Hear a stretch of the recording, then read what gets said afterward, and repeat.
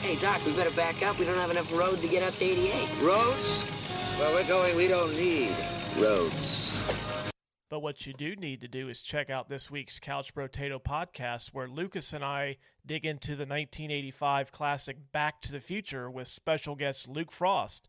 Just hit play and check it out.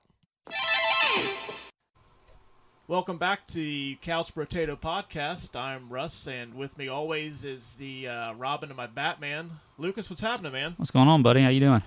Doing good. Pretty jazzed about today. I think we're going to watch one of my all-time favorite movies. Just recently passed its 35th anniversary. Showing your age there. Yeah, I did send it a nice gift, though. I sent it one of them edible plant the edible eats, I think. It's like the fruit basket. Very nice. That's what they deserve for 35 years. Bob Zemeckis, and I get to call him Bob because I had to sit through Beowulf. But we're going to watch Back to the Future today. Pretty excited about this, and as always, before we get into the movie, we'll give you a quick tale of the tape. Released on July 3rd, 1985. Oh, before I was even born. Yeah, exactly. So, teach you youngins a thing or two about good movies. $211 million in the United States during its run. That's quite a bit of money for today. It was number 1 or number 2 at the box office for 9 weeks. Wow. And quick fact for you, it was what beat it out was a re-release of E.T. Huh. Which, that'll never fucking happen again. Well, I'm sure they'll re-release E.T., but it'll never win again. Well, I mean, that even a movie being number 1 at the box office for that long, too, that's fucking crazy. Yeah. Stars Michael J. Fox. This is when he was red hot. He had Family Ties, one of the biggest shows on TV, and then jumps right into this. I mean, it's a pretty good gig to have. Yeah, I mean, he was probably king of the world at this point. Christopher Lloyd, Leah Thompson, Thomas Wilson as Biff, the bully, one of the best villains in any movie, and Crispin Glover, who's just a fucking weirdo, but works in this. Hey, whatever fits, for you at the time. Yeah. Another awesome thing, we have a third person with us today. Yes, we do. Yeah, it's super exciting. Do we send him a gift since he's the first guest?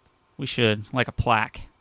Well, I was thinking commemorative attire, a windbreaker with our logo on it. Perfect. A windbreaker or a hoodie. You want to introduce yourself there? Sure. Hi, this is Luke. You can just send me one of those wonderful sounding edible eats. Just send it on over to Philly. Okay. Yeah. All right. I can do that. I think I got a Groupon for it. Hot damn. That's what Bob got. He got the Groupon version. And I just hit a drum set. I'm not drunk, I swear. I guess we'll go ahead and count this down, get this started. I'm really looking forward to sinking my teeth into this. For those of you at home, I think these are on Netflix right now. I'm not sure. If not, you can always rent them on iTunes, Vudu, Fandango now. I'm not paying for that. I mean, it's $3. I mean, it's a cup of coffee for you guys. But if you've got it queued up and ready, we're going to go ahead and count you down and get this started. So 3, 2, 1, and hit play. All right. Ooh, technology. I know.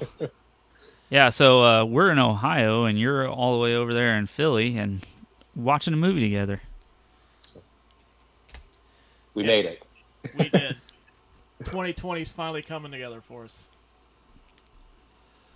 All right, well, a couple fun facts for this real quick. The producer, Bob Gale, come up with the idea for this. He wondered what it would be like to go to school with his dad. Huh. So he came up with this, and actually this movie got rejected 40 times around Hollywood. Disney didn't even want anything to do with it. They didn't like the incestuous vibe that this gave off. For those of you who've seen it. Yeah, I mean, it is a little weird. It is, but it's fucking awesome, though. So, Luke, tell us about your first encounter with this movie. Oh, man. I worked at a video store when I was in high school, so the Dream, and we were only allowed to watch PG movies. But luckily, I was smart enough to remember that in the '80s there wasn't really any PG-13, so I could get away with watching a lot of questionable material. Not questionable, but so the Back to the Future movies were really in rotation while I was on the clock. So that was. I'm sure I watched it before that, but that's the memory that's really attached to these movies for me. Yeah, I remember when I was a kid, because I was more than old enough to see these in the theaters. My aunt and uncle bought me a remote control DeLorean. Oh, very cool. Yeah, it was fucking a piece of shit, but it's still cool to have. Just like the real DeLorean. Right. Now, the thing that I've always wondered about this, and there's going to be a few questions that I'll have, is anyone looking for Doc Brown right now that he stole plutonium? No, it was apparently terrorists, they said. Well, yeah, but I mean, like, he's connected with this. I don't know. Do you mean, like, is he currently on the run? Yeah, like, is he like Richard Kimball in The Fugitive? It's a good question. Another thing of the 80s, too, is this seemed to be like a small little run of like lazy inventors where like they just had like machines do everything for him. Like Doc Brown's a fucking horrible dog owner that he can't even get up to feed his dog himself. He's too busy. He's got shit to do. Well, yeah, but I mean, like the dad in Gremlins was the same way. He had these shitty inventions. Honey, I Shrunk the Kids. Well, his invention worked because he fucking shrunk his kids. Yeah, and nearly got him eaten by an ant. Father of the Year right there. Or whatever. No, the ant was their friend. Whatever the hell that thing was. Yeah, the ant was his friend. Come on, man. Get your shit together. I just always remember how good those giant oatmeal cream pies looked in that movie. Yeah, and they're not as good as they are in that movie. Like, I don't know why. We're getting ready to be introduced to the main character, Marty McFly. Such a cool name. It is. I always wanted to do this as a kid. When I got my first guitar, like, I always wondered if there was like an amp that actually did this. Is there not? I don't know. Like, I didn't research that far, man. Like, I don't have a staff to do this for me. When you've got two kids and a job, like, you can only do so much research. Is overdrive like is that a standard setting? I don't know. And another 80s thing is like the amount of fucking components he has hooked up to this. Like, look at that. And the tiny guitar. Oh yeah, another 80s relic. Those ugly fucking guitars. Back where we had to get everything smaller. And how we revert back to that now. Yeah. I've shown this movie to my son recently, and he doesn't laugh at anything except for that scene right there where the bookcase falls over. He fucking eats that up, but like everything else, like, I don't give a shit. Jack loves a pratfall. He does.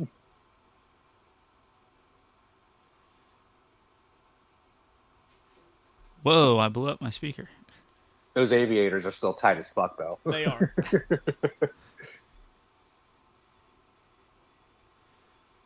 Yeah, I'm sure Doc would be pretty pissed off to see that thing get blown up if he wasn't a fucking fugitive right now. I mean, he didn't even care about his, like, dog food and stuff. Place is already wrecked. Yeah, that's true. I mean, like, all scientists, I've never seen a scientist that's like a neat freak. That jukebox is pretty cool, too. It looks like there's shit inside of it, though. There's a fucking sewing machine in there. Come on, Doc. Look at that old Whopper box down there. Cool fridge. Oh, yeah. I'm sure, Luke, you know this, but Lucas, did you know that Michael J. Fox wasn't cast originally as Marty McFly? I did not. It was Eric Stoltz, the drug dealer from Pulp Fiction. The three people that are going to listen to this, that's the only movie that I know of that they'll know him from. Okay. Lance. Which I'm not going to say what I think of the name Lance. But yeah, he filmed like 5 weeks of this, and then I guess just didn't work out, so they shit canned him, and they cast Michael J. Fox, who was the original choice. Well, I think they got it right. Yeah.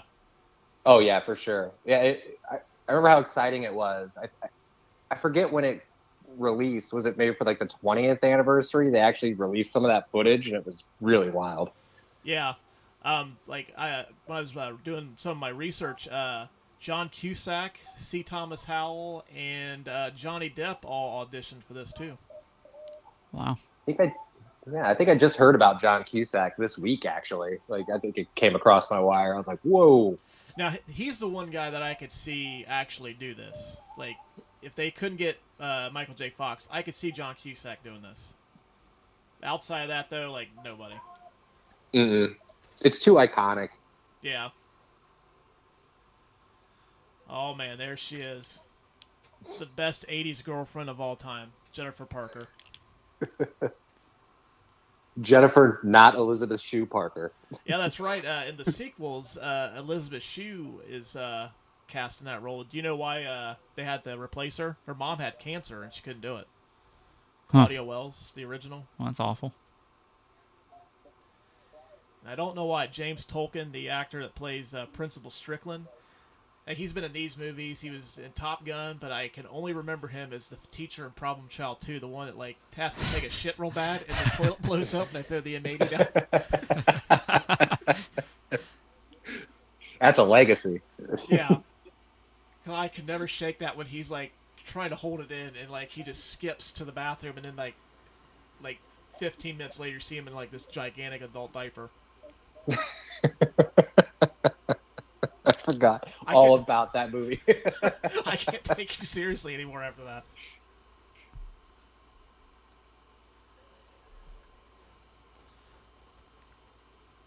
Huey Lewis playing the head of the talent show.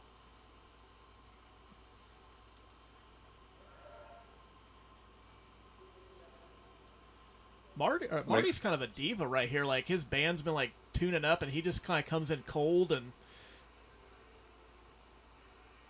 Yeah, for the prom tryout. And that's such an 80s band name, too. The Pinheads. Man, I gotta get me one of them suits. You should. This would have been better if Huey Lewis actually said, like, listen, kid, you're fucking up my song. It sounds nothing like that. Man, she's such a babe, though. I love Claudia Wells in this. It's like one of my early crushes was... And I'm not going to go too far into that, but real quick, best 80s girlfriend. I'd say it's either her or Sloane Peterson from Ferris Bueller. Yeah, Sloane Peterson was mine. Oh yeah. I'm gonna let you old guys take this one. I was awfully young in the 80s. You've never seen Ferris Bueller's Day Off, though? I have, but that doesn't mean I remember the girl and was crushing on her or anything. I mean, look at that, though. Like, Marty was just checking out two girls, and then, like, instead of getting super pissed, she just brings him back in, like, hey, look what you have. And she's like, his band fucking sucks. Let's just be real. But she's, like, telling him to send that into the record company, and yeah, that's really dated now, too, a record company. Sending in your demo tape. I'm sure they'd love to hear this cover band. Listen to us butcher Power of Love by Huey Lewis. Which is still a great song, by the way. Oh, absolutely. 35 years later. I love Huey Lewis. I was really bummed out. I had tickets to go see him last year, and he had to cancel because of the hearing thing. And, like, I was like, fuck, man. Like, I finally get a chance to see him.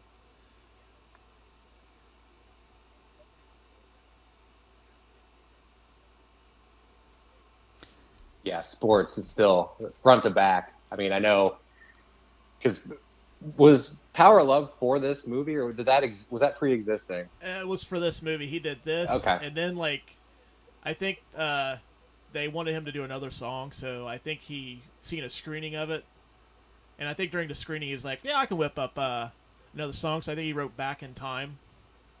Oh, yeah, that makes sense. Let's see, Time Travel, Back in Time. That sounds like an awesome title. I'll whip it up in an afternoon. Probably wrote it like 15 minutes. Yeah.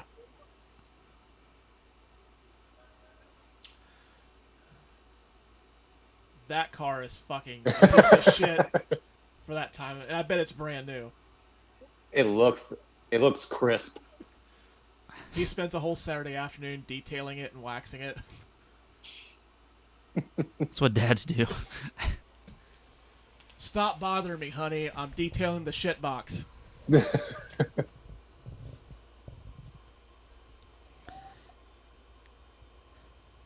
he not have her number before that? Well, no, he's staying at her grandma's house. Or she's staying at her... Marty's not staying at her grandma's house. I was going to say, this story just got way more wild. What a dynamic. Figured we'd switch it up a bit.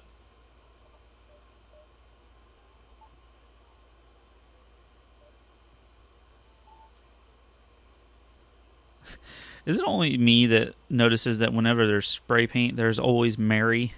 Doesn't matter where the spray paint is. There's always a Mary in the spray paint. Really? I never noticed that. That'd be one of the first times I've actually noticed the spray paint. Yeah, every time I watch this, I always end up picking up something new.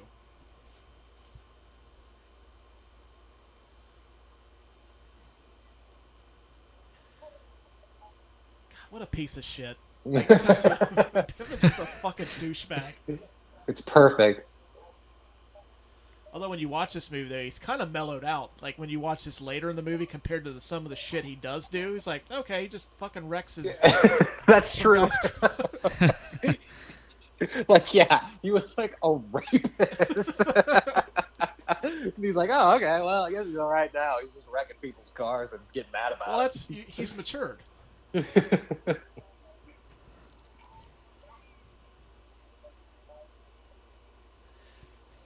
When I was doing a little bit of research in this, though, I did not know it, but I think it was shortly before or shortly after this come out, Crispin Glover was on the David Letterman show, and he fucking come, like, millimeters from kicking David Letterman in the face in an interview. Oh, really? Yeah. What were they doing? He was just interviewing him, and, like, Crispin Glover's a weird guy. Yeah. And, I don't know, he just decides to, like, throw a kick and comes... inches from kicking David Letterman in the face, they just fucking cut it short and got him the hell out of Dodge. Oh, okay. Yeah, he is like the epitome of the eccentric actor.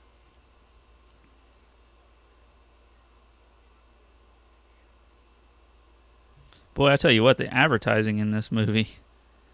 Oh, yeah. I bet you that's how they funded this shit. I mean, you got Cocoa Krispies. What was that? Like a Miller Lite? Well, when Steven Spielberg is like a producer on this, like they go all. Mm-hmm. This was after E.T. You said?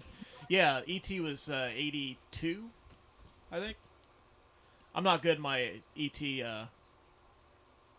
Knowledge, but yeah, I think E.T. was 82, and then this was like a few years. Yeah. Yeah, it always makes me laugh when people. I remember when the Jurassic World or something came out and everybody was complaining about the advertising. I was like, clearly this is from people who haven't grown up with 80s movies, because advertising was rampant. Those look gross. What the hell is that? It's peanut brittle. Oh. Yeah, bowl of brittle. It looks like he just threw up in the damn bowl. I did not notice this until yesterday, but Dave McFly plays Jimmy Olsen in the old Superman movies. Huh. Yeah, all right. Yeah, just a little fun fact for you. And every time since I've watched this as an adult, I've always felt that George and Lorraine, they were in love, but then I think Lorraine kind of grew disenchanted with George, but then she got pregnant, and then she's just kind of stuck it out with him. Oh yeah. Because they don't look happy at all, and that fucking makeup that they've used on Leah Thompson hasn't aged. It's a crime. Yeah, it's funny. I'm like, oof. They did her wrong. Man, if this only came out around the time of The Nutty Professor. The remake, not the original, but Eddie Murphy had shown how it's done.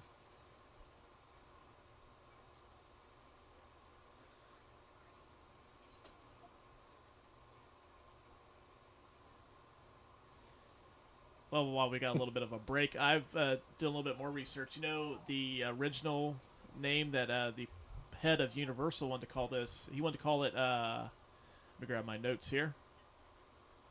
He wanted to call it Spaceman from Pluto. Ugh. That's a little on the nose now, huh? Yeah. I think they picked the right title. Yeah, I think they got it right. Plus, the logo is pretty recognizable, too. Oh, yeah. You could put any words in that, like, font and color, and I'd be like, it just screams Back to the Future. We should get business cards in that font. Like, what do you guys do? Like, well, I work a shitty retail job, but I'm also a podcast producer, and just have it in that. Yeah, it'd be memorable. Of course, yeah. I mean, the show would have to be good too. So, like, Well, never mind. Well, you're halfway there. You got the cards. well, if you've seen American Psycho, the cards are half the battle. According to that movie, it's like the whole battle. That'll have to be one that we'll have to watch sometime too. What was it? American Psycho. Oh, okay.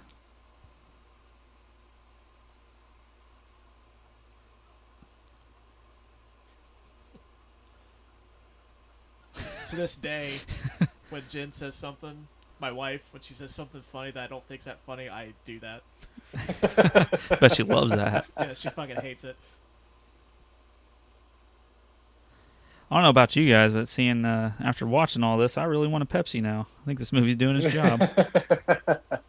A Pepsi or a Pepsi free? Oh yeah, I did see that. What was it, like 1 calorie? Yeah, those were around for a hot minute. I just want a giant bowl of peanut brittle. Ugh. Have at it, friend. Yeah, it's all you, bud. Pour it like a bowl of cereal. Speaking of Huey Lewis's sports, did you see the poster in his room? I did. I did. I'd never seen that until just now. I mean, it's an amazing album. It is. It's really good. That one, and I listened to that one regularly, and the Hall & Oates, like the best of they released just as an album filler, but it became like a best of because it's amazing. Who would have thought in a Back to the Future episode we'd have Hall & Oates and Huey Lewis together? It's a natural progression of things. All right, I think we've made it. I've changed my mind. We're good. Look at that camcorder. It's fucking sweet. Now, this is an 80s entrance if I've ever seen one. This is how I'm gonna start pulling up to work. Are you going to use dry ice or a fog I machine? said, my question too. Whatever's cheaper. Well, fuck, now I actually have to get to work a little early now. Instead of being, like, chronically, like, 7 minutes late. The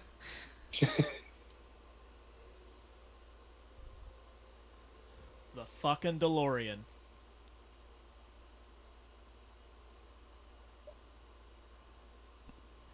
Now, go ahead. I was gonna say he looked really confused, but I'm pretty sure that's just how every old person looks when they get out of their car. Like, where the hell am I at? I think that's how Christopher Lloyd looks. Oh yeah, that's true. And did you know John Lithgow was originally the front runner to play Doc Brown? Really? Yeah. I like John Lithgow, but nah. Yeah, I could see it, but I'm glad I don't have to watch it. Right. Man, John Lithgow and Eric Stoltz. Gotta be a... Lithgow would have to do a lot of the comedic lifting in that one. Yeah. Yeah, it's so weird to imagine Eric Stoltz playing this part because it just his mannerisms. It's like, yeah, he brings zero of the levity to this movie. You can see the some of the scenes on YouTube. Mm-hmm. Of the original. Yeah, it was part of the 30th anniversary. Or not the third. What was the Blu-ray set that you? I think he was talking about it. The 20th, wasn't it? I think it was probably was it the 20th probably, or 25th maybe? I think so. Yeah. That was an exciting time when those came out on Blu-ray. Yeah, well, him and I skipped work and watched them. Watched them all day. Got drunk and ate McDonald's. It was amazing. What a day! Was a great day. It was a great day. I actually felt like we accomplished something. Yeah, our boss is like, "I'll go ahead and watch them," and like, there was nobody for the rest of the day in the back. Can like, I? oh, fuck it, go ahead. Can I just say, This poor fucking dog. Oh, dude, Einstein looks fucking miserable. Like, he's like, can you think of anybody else to do this besides me? Although, I will give Einstein props, though. Like, my dogs would be scared to death. They would have at least shit in that car twice. Yeah, I can't even get out of the car. If, like Sarah could be in the car with the dog, and if I get out, he's going to freak out. Yeah. Dog's like, what the fuck is I think going at on? this point, though, Einstein's just enchanted. Like, this motherfucker doesn't even, like, care enough about me to feed me. He has a machine do it. He's sending me back in some time machine that could kill me. We don't know if this works yet or not. Yeah.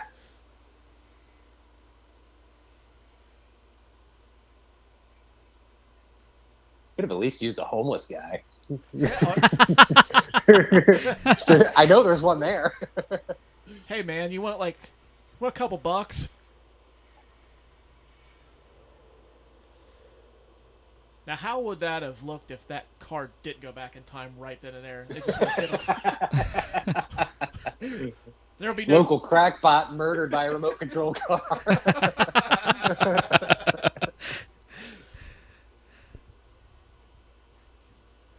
But we found the plutonium, so it's all good.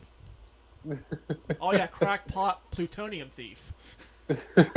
That's true.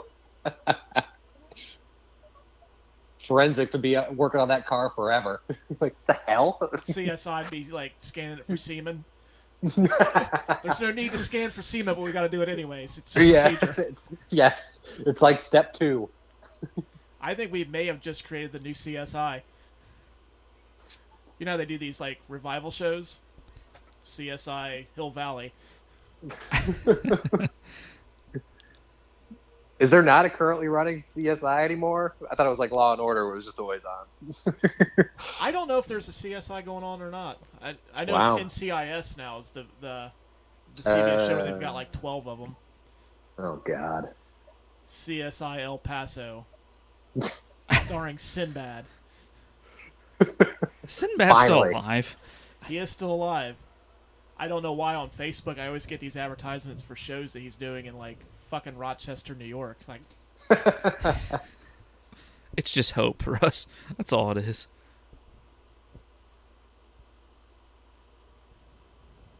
now with this, like, did he eventually fix the aspect of the time machine where it freezes when it goes back or comes back? Because like it didn't do it when he goes back to 1955. That is true. I think they might have just decided, like, it was just a flourish on the first one. Yeah, it's like they almost like, oh, we're just going to take a dip. But, like, if you're going to be gone for more than a minute, then that hammers itself out. Time streams. Just something like that. I need you shit in the DeLorean.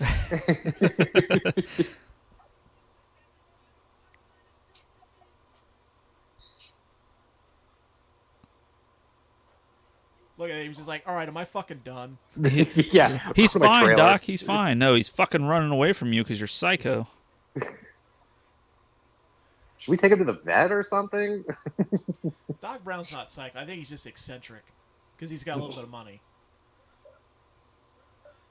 Did you know that the original idea for this was the time machine was supposed to be a refrigerator? Really?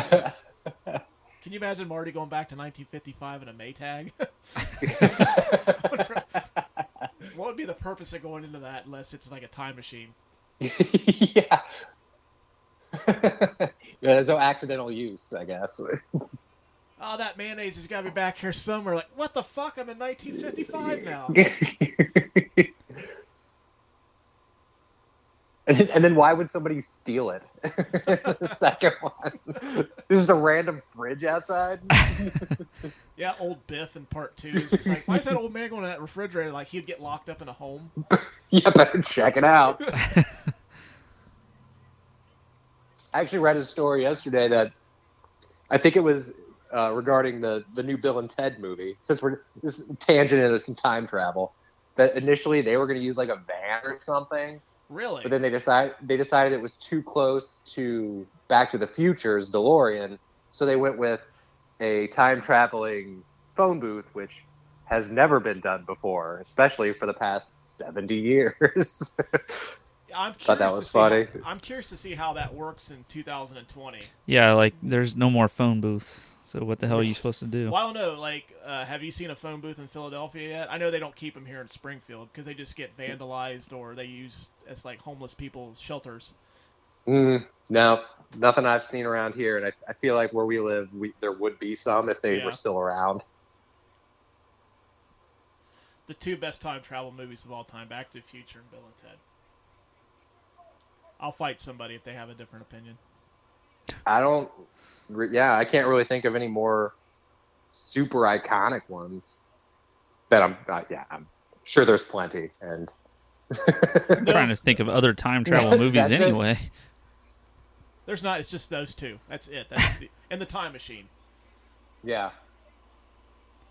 I know 12 Monkeys has its fans. That's time travel, right? I haven't seen that in forever. Yeah, there's a taste of time travel in 12 Monkeys. Yeah. Oh, hey, by the way, this is radioactive. Just go ahead and touch it with, barely anything on over here. When I was a kid, I thought that was a freezer pop inside of that.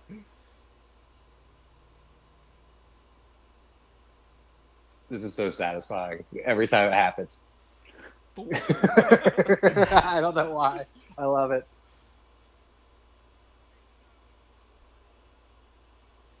You know, I seen a picture of Christopher Lloyd recently, and he looks exactly the same. Does he? Mm-hmm. Yeah, I forget that he isn't super old in this, just like old. They made him look like he does now. I think before he filmed this, I think he killed a Highlander, or he was bit by a vampire. He's just one of those actors that just looks old no matter what. Like, I'm trying to think of... Yeah, he's like Patrick Stewart, same way. He always kind of looked old, so when he got old, it's like, man, it looks the same. What was that? What's that lady's name? Maggie Smith? Is that what it is? she's looked old since, like, 92. Yep. Oh, yeah. That's McGonagall from Harry Potter. Yeah. Mm-hmm. And the Head Nun and Sister Act. That's where I know her from, because my sister and my mom used to watch that. Well, it's more iconic than that fucking wizard movie. Gary Potter, or whatever it's called. Oh boy, now you done pissed off half our audience. Yeah, Jen's going to be super mad not listening to me now.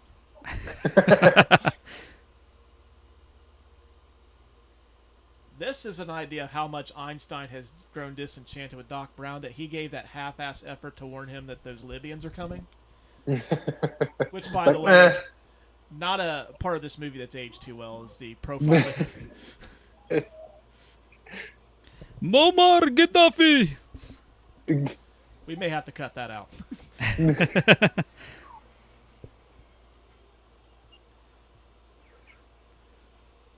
I love that they have like a dope VW bus. Yeah. My dad had one of those when I was growing up, and it was just the coolest, shittiest car ever. That gun that Doc Brown has seriously looks like one of those guns that, like, you put the little caps in, and when it hits, the hammer hits the cap, it makes that popping noise. It looks like one of those prison special guns where it's just cobbled out of, like, busted parts.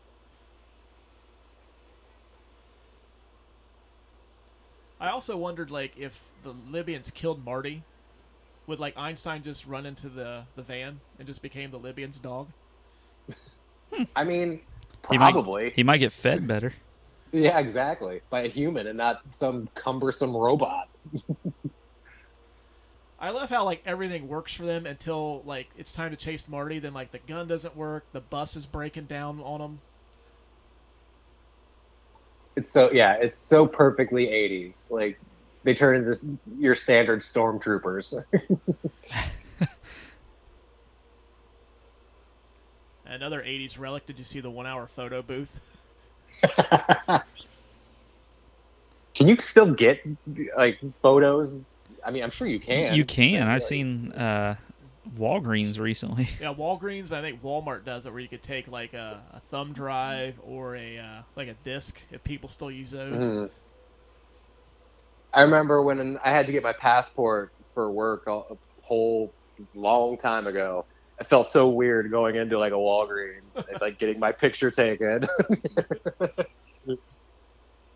So is that just for the one passport, or like the 8 that you have in that briefcase buried somewhere with like different denominations of cash? different countries' bills. And a clock. I'm just putting together a really confusing briefcase for somebody in the future. I'm not doing anything with it. I just want people to be really confused when I die. Is this one of them time capsules? It's like this guy was a spy. Why does he have newspaper clippings from 1942?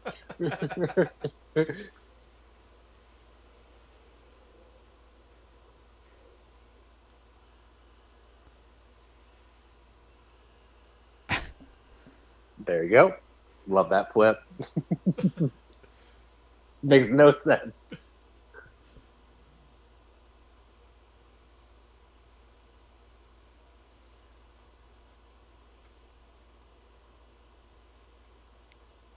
I'm just glad old man Peabody's got a robe that covers like down to his legs. So I got a feeling he sleeps in his underwear.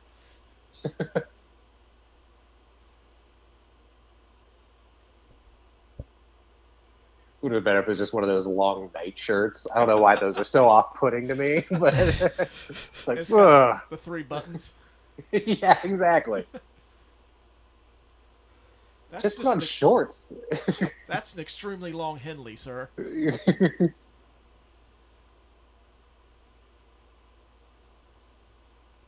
They really did do a good job of picking like a super futuristic looking car, even though time told on that one. But it's such a weird looking car. Yeah. It's so futuristic, but so 80s somehow. Mm-hmm. Can you imagine if that was a refrigerator that crashed into his barn? Oh, did you get a new fridge? What the? It's raining fridges again. Did you sell one of our cows? God. Now I'm just like imagining how like rewrites if it was a refrigerator. It's like, how would you make that make sense? Like there's just a fridge popping up in weird places. I love that line. Take that, you mutate some bitch. I also like that the father was so willing to believe his son based on the comic book. It really speaks to their relationship, and it's heartwarming. It is. So he's like, oh, well, shit, I guess that's what it is. I trust you, son. Yeah. Those comic books I buy you finally pay off. Yeah. You called it, son.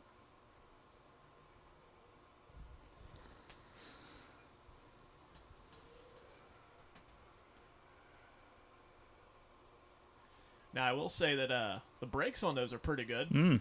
He did come to a stop pretty quick. Well, hell, did you see when he was getting chased by the Libyans? He went from 85 to turning a corner perfectly. I heard those cars are pieces of shit, though. They just were not made very well. And the guy that designed that car is a fucking cokehead. Oh, yeah, super cokehead. Didn't he go to prison for that? I don't know. Well, you know what? While this movie's playing, I think I'm going to hop in my Google machine should see if John DeLorean went to prison. You know, there was a guy who had a restored one who always went to the place that me and our old pal Dennis would go for lunch in Fairborn. It was always a treat to see it parked in the parking lot. Oh, you see those at like car shows all the time. Like somebody's got a DeLorean. Mm-hmm. Well, it was just funny. Sorry. Oh, I went to the drive-ins last night and we seen Smokey and the Bandit, and somebody had like the what was that, Trans Am? Mm-hmm. Yeah? Yeah, somebody had that there. And that's like, so cool. Was it a double feature with Smokey and the Bandit? It was Smokey and the Bandit and Talladega Nights. Oh, nice. I saw Smokey and the Bandit at the drive-in, and they paired it with Cannonball Run, and it was like the greatest thing ever. Yeah, like I thought like Smokey and the Bandit and like Talladega Nights. Like, well, it's a car movie, but yeah. I mean, I'm just going for Smokey and the Bandit. I love that movie so much. Yeah, we split after it went off. Jackson fell asleep, and they're like, oh, fuck it, let's just go home. God.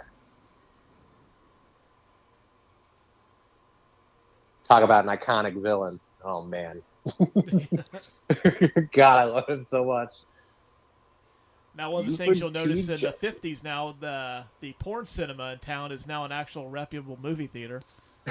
Another thing from the 80s, too, is like the porn cinema just in, like, the heart of a small town like that. Yeah, yeah. It just says orgy American style outside, and it's like, what? Well,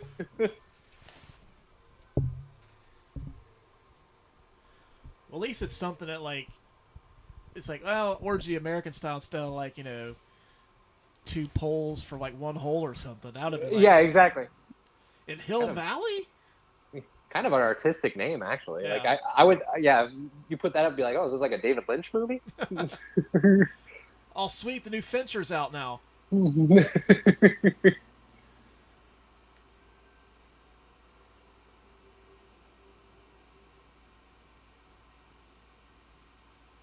I don't know how I would react if this actually happened to me. He's taking this surprisingly well. Lucas, how would you react if you were transported back to... That is a good question. I don't know, because Red Thomas. Yeah, Red Thomas, I think's the fucking homeless guy. Mm-hmm. Oh, he is? I don't know. I'd probably want to check everything out, though. I'd read a newspaper. The hell is this thing? Oh, yeah, it's a newspaper. I remember this now. Speaking of newspaper, could you remake this today and transport it to 1955?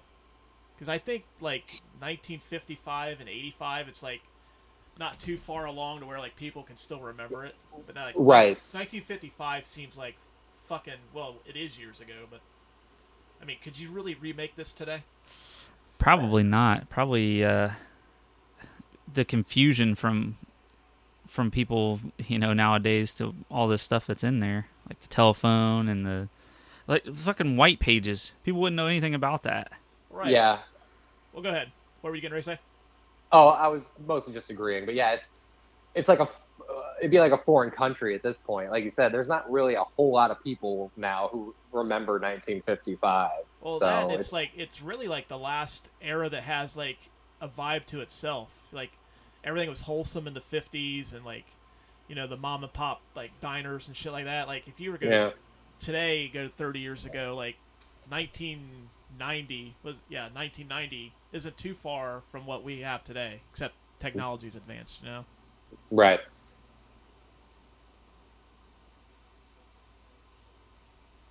Well, it was very welcoming if you were a white teenager in 1955. Yeah. Yeah, actually, I was just going to say, I've just been watching the second season of Umbrella Academy, and there's a time travel aspect to that. And one of the characters is black, and they go back to the 60s, and it's very shocking because you kind of forget that wasn't so technicolor nice and all that stuff. Oh yeah. Actually, Goldie, I mean, considering isn't shit on I would expect, That's true. May Goldie Wilson.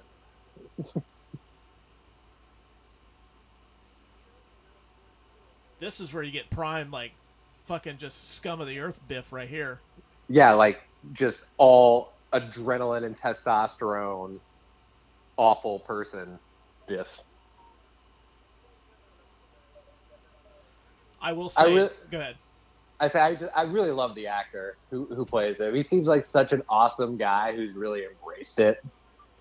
Yeah, it's kind of sad that really all Thomas Wilson is remembered for is these. The only thing I've seen him in outside of this was he was in a god-awful Larry the Cable Guy movie. He played the gym teacher in Freaks and Geeks, and he was really good. That's right, he did.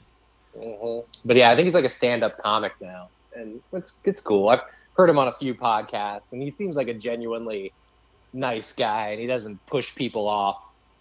I say he's got a little business card that has answers to all of the common Back to the Future questions that he hands people, which I think is great. That's classic.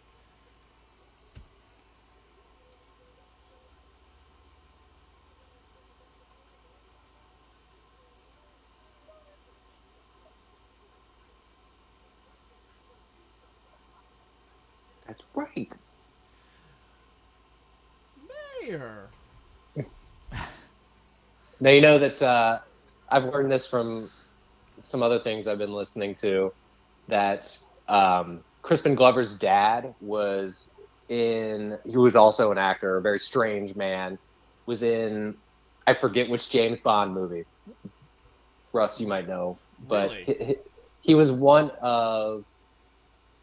There was one of them had two henchmen that were kind of like, I don't know. I can't remember. I can't remember their names, but he was one of them. And there's plenty of James Bond movies to pick from. I believe it was from one of the Roger Moore ones. But yeah, he played one of the like hench villains, like him and another guy, which I thought was pretty cool. I just looked it up. He was in Diamonds Are Forever. The Ah, last Connery one that is in, yeah, it was like Went and some. What were their names? Went he and plays Kid? Mr. Went Yeah, and Mr. Kidd. Mr. Kidd. There it is.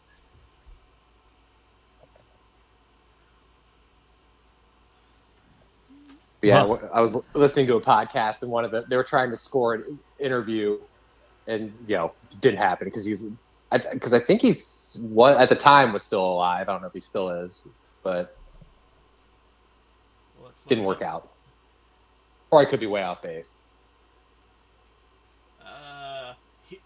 Bruce Glover is Crispin Glover's dad. He is still alive. Yeah, all right, cool.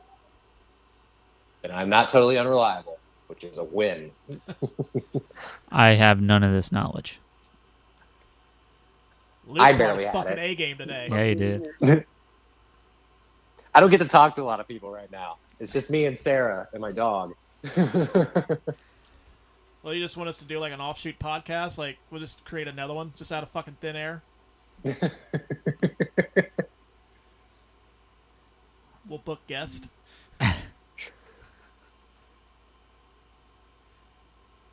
Man, and really, like, that scene just a second ago, like, George McFly is a fucking pervert, too. Like,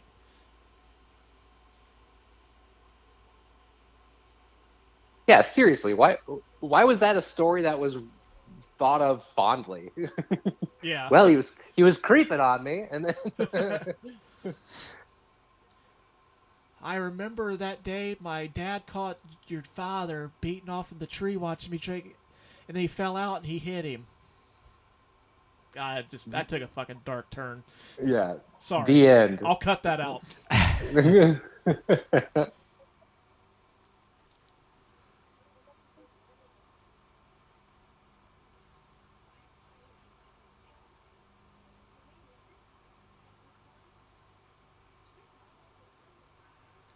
I guess it's a good thing for Marty that he actually was wearing Calvin Klein underwear, and then like his mom in 1985 didn't actually write his name on the underwear.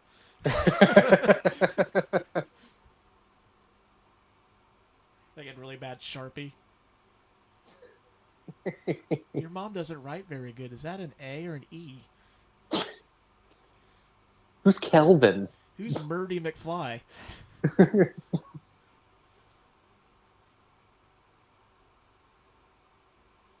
Oh, this is so weird. It is. Pretty sure this is how pornos start. I'd have never seen a porno that started with like my mom in 1955 encountering. I mean, I'm sure it exists. Oh, I'm sure there's been many porn parodies of Back to the Future. It's probably called like "Fuck to the Future" or something. Yeah, they always have the most clever of titles. The best is I worked at a video store that rented them, and they did a Seinfeld parody called Heinfeld. That's actually good. I like Yeah. that. Bonus points.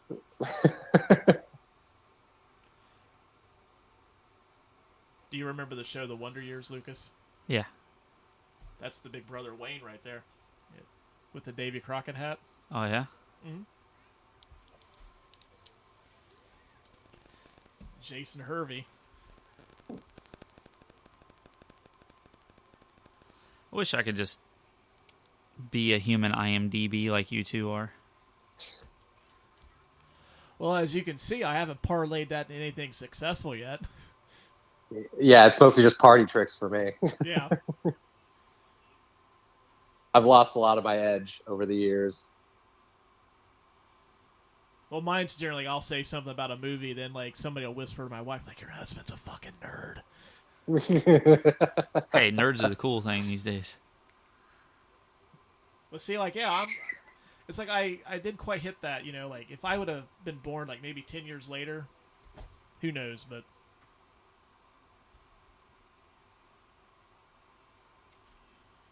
You have 2 TVs? what's a rerun?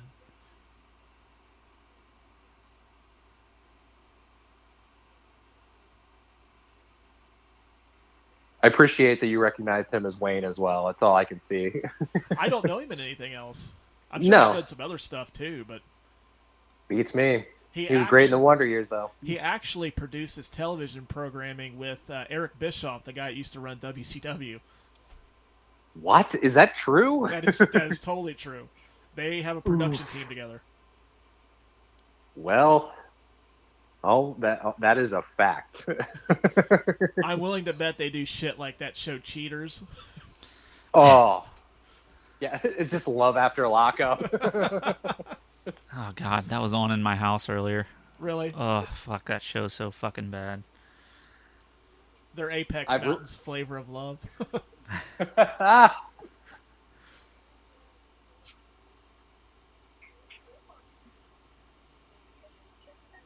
Yeah, see, nowadays you almost kill somebody with your car. You just leave them there. You don't invite them in for dinner.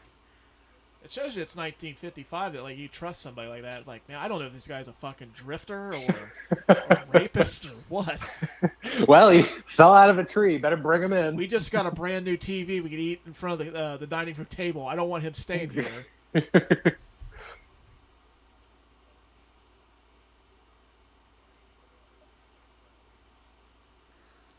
Man, Mama needs to calm down over there. Get her a cold shower stat.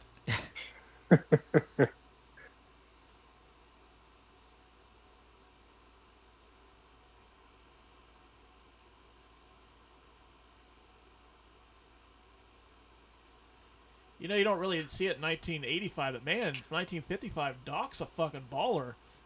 That's a palatial estate.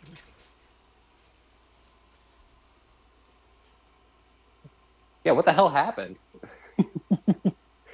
Some rough years. He probably had a coke habit. Everybody did in the 80s.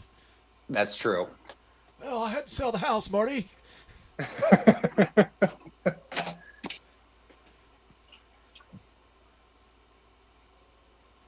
He'd almost have to be on coke, though, to do some of these experiments. Like, you know, like, he's probably up for, like, 48 straight hours, and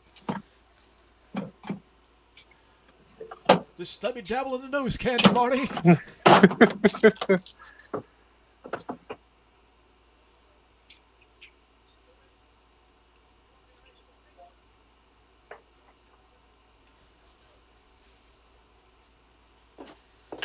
I really wish they would have done like a spin-off movie or at least like a comic book series that had Doc Brown versus Rand Pelter for shittiest inventor of the 80s.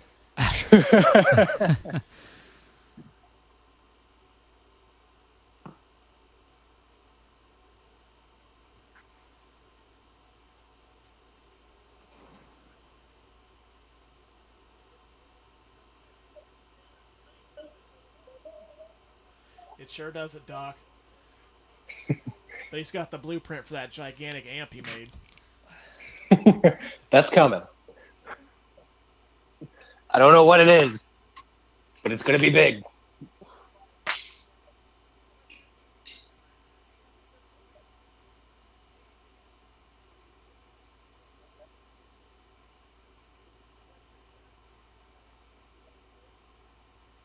I don't understand why he had to pick that picture up with the clamp.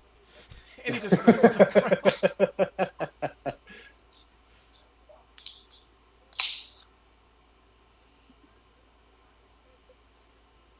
ground. I love how you just fucking roast him right here. Ronald Reagan, the actor.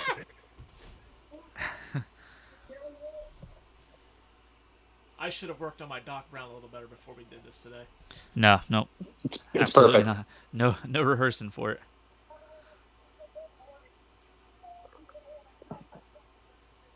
Future boy.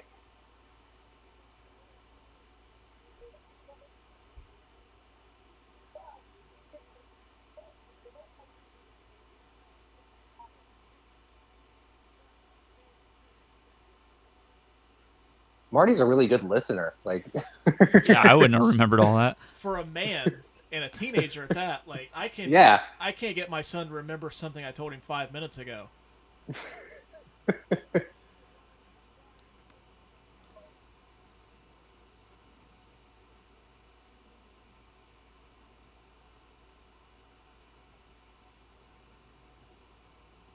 Shit, I can't remember what we were talking about 5 minutes ago, so. We're watching Back to the Future. Where am I? Oh, great. We got to put Lucas in a home now.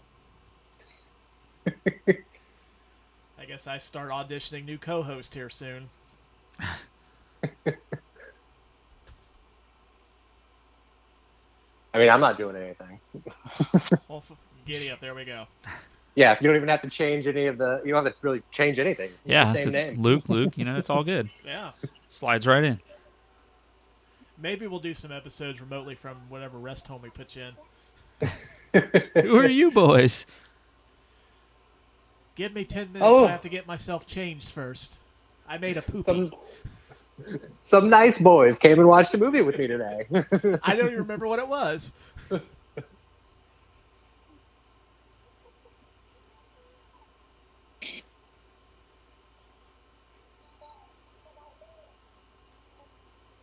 That's what I'm going to be like when I get older. Thank God I still have my hair. I have a feeling with the way my hair is going right now, my hair is either going to end up like Doc Brown's or Hulk Hogan. Oof. And I have to base my wardrobe accordingly to that. Well, that's just a smart move. So if I call you up next time and I start calling you brother, you'll know that I'm pretty much gone up top and I've got a skullet going. I think I just fall right into it.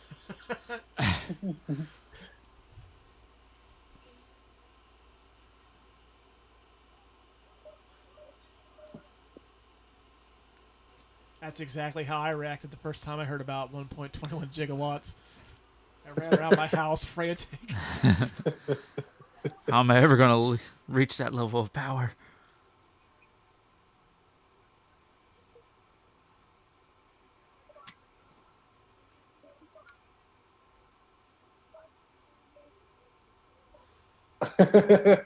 I mean, we've all been there. Talk to a picture of Thomas Edison. We just need a little plutonium, guys. What, get out of like the farmer's market? I think they carry that at the local drugstore or Woolworth. Why did Doc Brown ask him if his girlfriend's pretty? Oh no, she's a dog. I just felt bad for her. I lost a bet. Yeah, woof.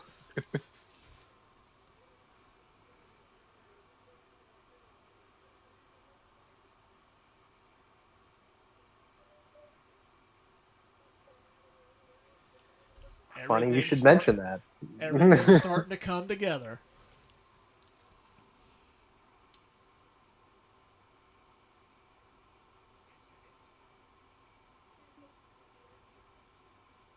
I sure shit hope so. It gives you everything right there. I really like how Doc's being a total dick to him, but it's his fault that he's there. Yeah.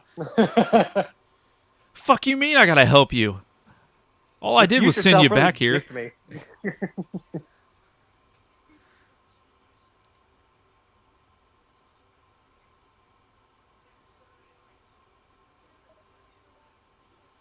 I fucking love that when they put the name of the title, like the movie, into the script. Yeah. Yeah, it doesn't work that often, but when it works, it's just amazing. It's fucking gold. I think that, and then like Face Off when he goes face off. That is probably like they should probably call it like the face. Like that should be in the name because that's the perfect one. It's so ridiculous. It's almost like they wrote the script like, fuck, we got to put the name of the title to this somewhere.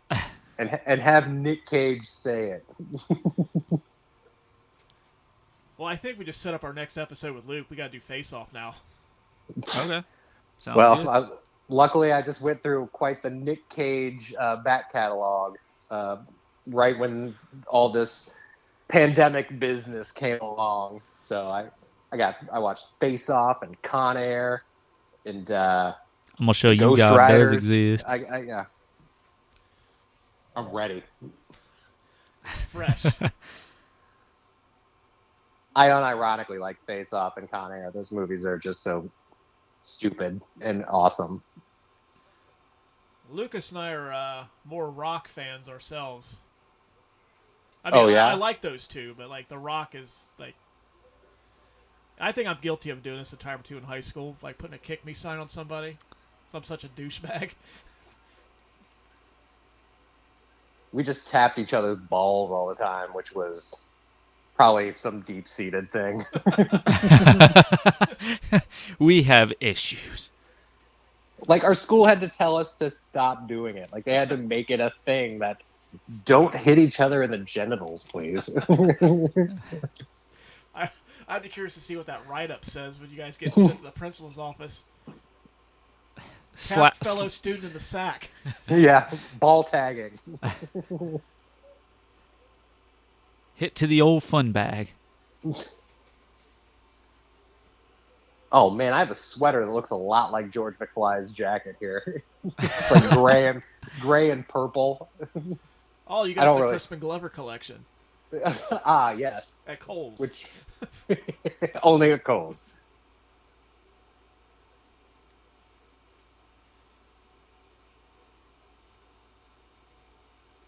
Oh, poor George. And like he just makes an exit stage left. Like, I think I'm just gonna split. This shit didn't work out. I'm gone. I've been embarrassed enough. I'm out of here. Doc's kind of looking like, did she call me a dreamboat or Marty? I think I got a chance here, Marty. I could be a father.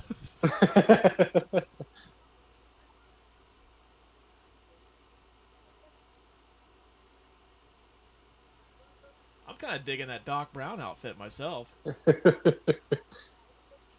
I'm just digging all the like flowy 1950s slacks. There's a lot of give. There's a lot of give in those. You gotta breathe. Super comfortable.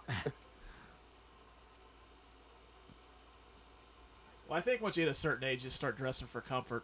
I've pretty much gotten to that conclusion now. Yeah, I'm getting there, especially with all the working from home I've been doing. It's like, oh man, what? I bought 17 pairs of pajama pants. It's like the new business suit. I just roll them up when I walk my dog around the block. Now they're shorts.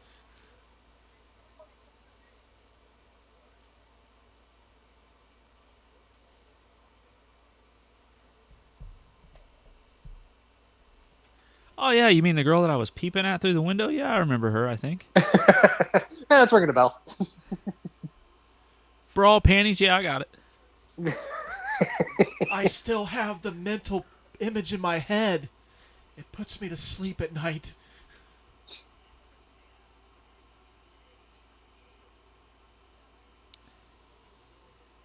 You guys should definitely just have a series of podcasts where you just watch old movies from your youth and then like just see how problematic they are now. It's like, let's ruin movies we love. Oh, I don't know if I want to go down that hole or not. Yeah. Like Jen will just like, hey, do you want to watch a movie? Like, nope, we did a podcast on it. It fucking sucks now. Yeah, I hate it now. It's been canceled. I hate fucking Star Wars because there's no way they could have survived on Hoth. And those poor Tauntauns. Yeah. Animal cruelty.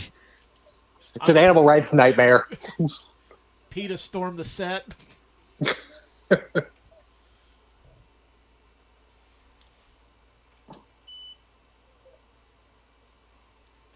God, I think the last Star Wars movie was the last one I saw in theaters before all this. We got lucky. We seen The Invisible Man, and then like they shut down the theaters here like 3 days later.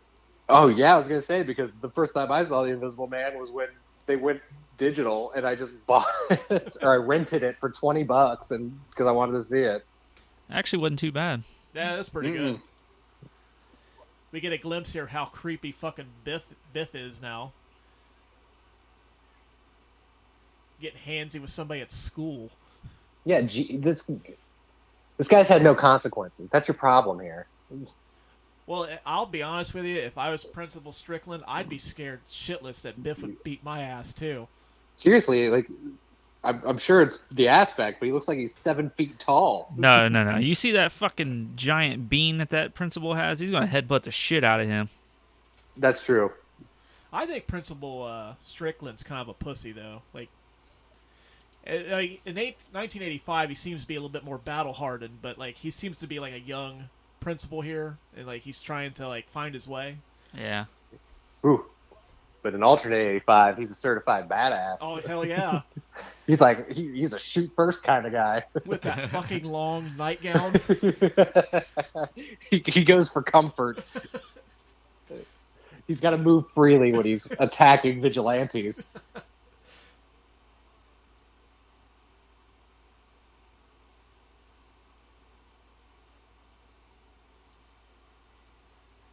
Dave's almost gone. Well,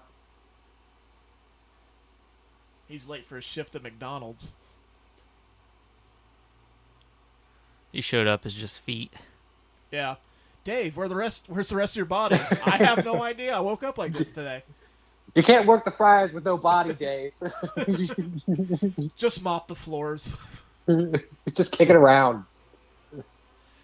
You know, that is actually Eddie Van Halen playing that riff. I was curious, so I looked it up, and that's actually him. Oh, yeah? Yeah. I'm surprised the answer to that question was available. Well, Van Halen hasn't done anything for a while, so I guess besides people wondering if Eddie Van Halen's near death, it's kind of a welcome relief to answer something else. Yeah. Oh, it's always a different question besides cancer? Sure. It's always satisfying when you put in the first part of your Google question and it pops up as an autofill. It's like, oh, hot damn, I'm not the only one.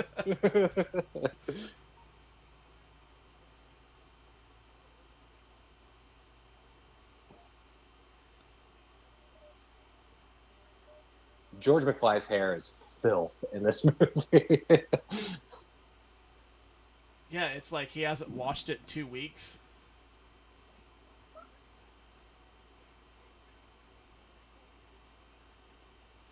Crispin Glover in this movie, though, sometimes like he seems like he's like in the moment. He's like invested in this movie, and then there's other times when he's like performing lines, and he acts like he's in a different movie altogether. It almost makes me wonder if somebody like made a bet with him. Oh, hey, how fucking crazy can you be for a thing of beer? I would not take that bet because I think they, like, oh yeah. Watch this. I was gonna say, it's like, was that bet with himself? Because honestly, you deserve a beer. Let's get crazy today. Like when he delivers this line right here about density and then destiny, like. Is he in Back to the Future, or is he reciting this for something else? He is his hair pretty quick too. I was gonna say his hair got really nice. Nice job, guys.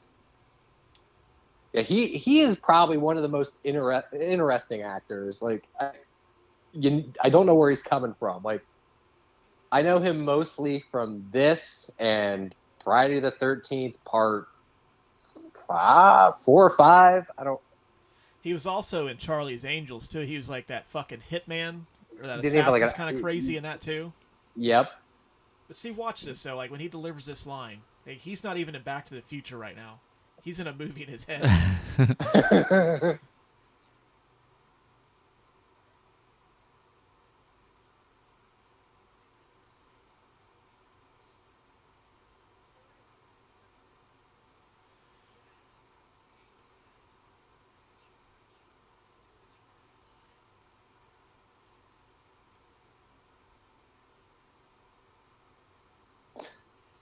See what I mean?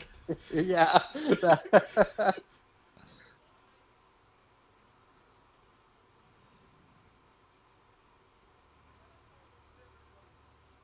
Fucking Biff.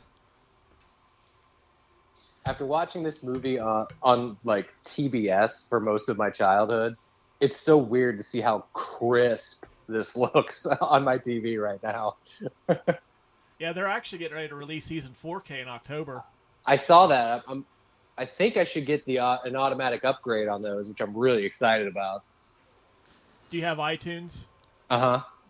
If you bought them on iTunes, yeah, they'll upgrade automatically. Lucas and I use the poor man's version of iTunes. We use Vudu. Well, that's the thing. I use both, so I'm not sure. I don't know if it's converted from. It could be converted from Vudu. So, if not, if it is, whatever. But either way, it looks amazing. Like, it amazes me what they can do with these older movies. Yeah, Universal's probably gonna do a good job. Like, if you've seen Jaws in 4K, it looks fucking amazing. Oh yeah, I remember when I bought that Jaws Blu-ray. I was like, "What the fuck? Yeah, This is amazing." Yeah, the 4K looks even better. Man. Well, I'm currently watching on my basement television, so I think this is really pushing the limits of it. So it's working hard. It may give out at any time. Yeah. So my TV upstairs is 4K, but this is a little bit older. Hey, motherfucker! I just trimmed those bushes. God damn! It's 1955. Everything's got to look uniform.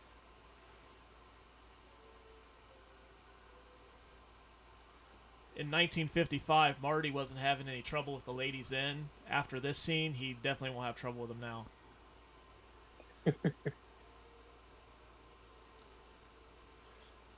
I'm sorry, there's no way that broken scooter has the kind of suspension it needs for this kind of business. Oh, yeah. That's not a Tony Hawk signature right there.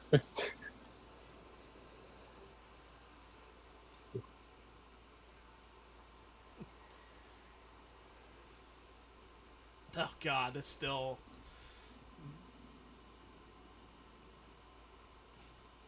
Biff, you're really the shit now. Yeah, where's my... What do I do with the drumsticks?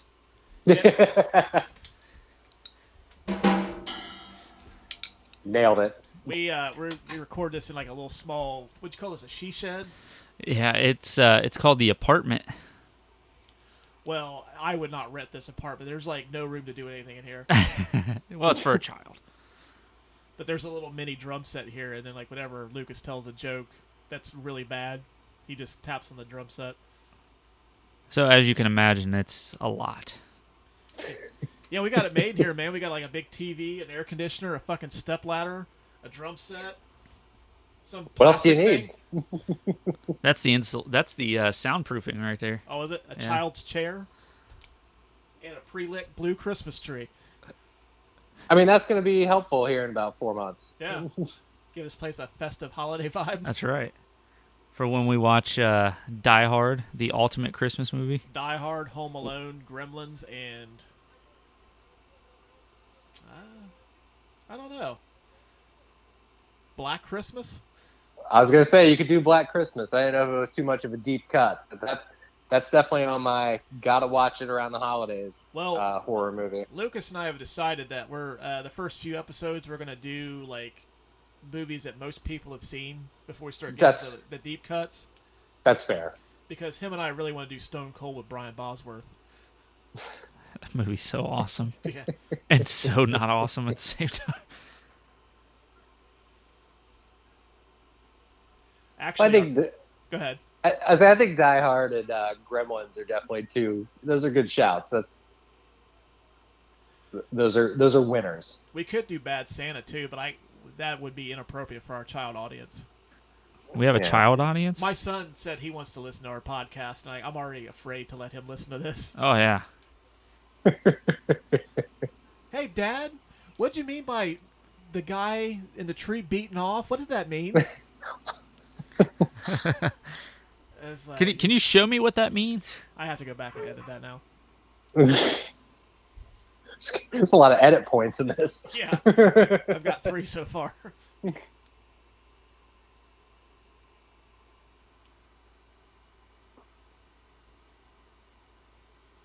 Say, if you guys ever bring the show on the road, just come on over to Philadelphia. I got plenty of space. When we get rich, we'll be there. Yeah. Please do. I have a really sad basement that it's got a treadmill, so. Oh, well, that's perfect. I like how there's just a pile of flammable flags or rags like right there. There could be some flags in there too, I don't know. I mean, we'll come to Philadelphia only if we can call our episode the Philadelphia Freedom Edition. I think you and I have talked about that song.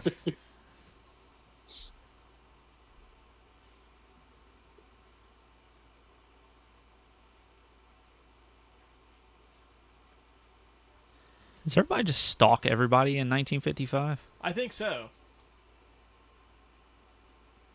There's no accountability in 1955. Except for to your hair. You got to have that slicked back.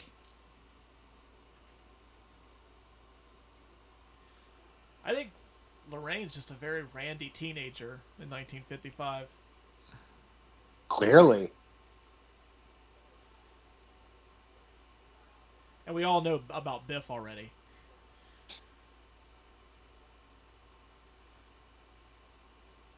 He's criminally randy.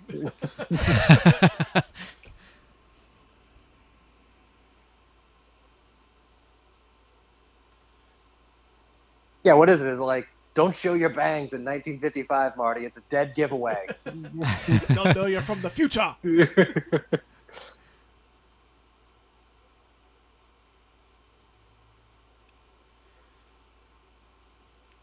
like, fuck, Doc, can you be any more nosy? Let me just get a little closer. If he says no, I'll take you to the dance.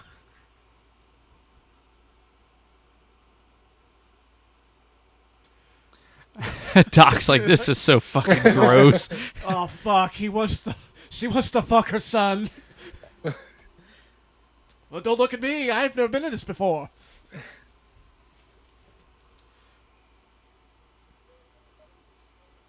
I wonder if he thought of, like, this is some serious shit line right there. He's like, I'm going to use that later on. I'm going to pull that out of my hat.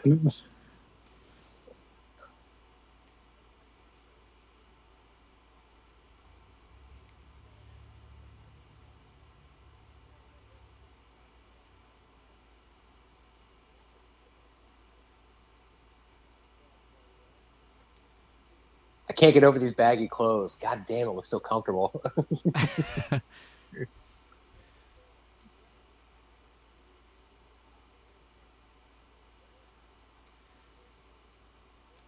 Why does George have his clothes in, like, one of them army duffel bags?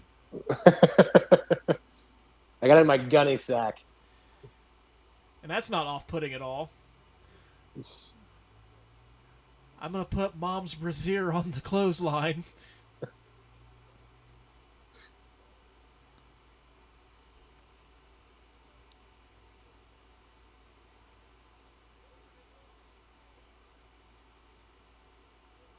I like George's jacket in this scene. I think that would still fly today. Is it a members only jacket? Is it? I've actually never known what one of those is. So I always thought it to be one of those 80s windbreakers that has, like, the elastic striped band at the end and, like, the elastic cuffs. Oh yeah, I've definitely got some of those. And I think I bought all of them for Halloween costumes. They just kind of made it into the rotation. You know what? Fuck it. I'm going to be Lou Brown today. Yeah, I think Sarah and we did like a Stranger Things Halloween one year, and I was like, I think I incorporated a couple of pieces. Just like, I can make this work. I got it.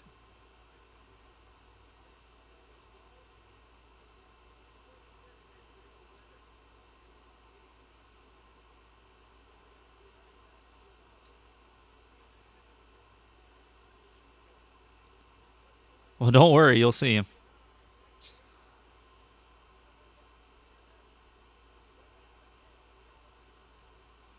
You know, truth be told, though, if I was a scientist and I knew my experiment worked, but I can't talk to anybody about it for like 30 years, I'd be a little bummed about that, too. Or I'd just write a fucking tell-all book. Yeah, so it's probably what led to his downfall. It's like it drove him insane. Oh, dude. That's what started his cocaine problem. Exactly. And Marty got him all sobered up.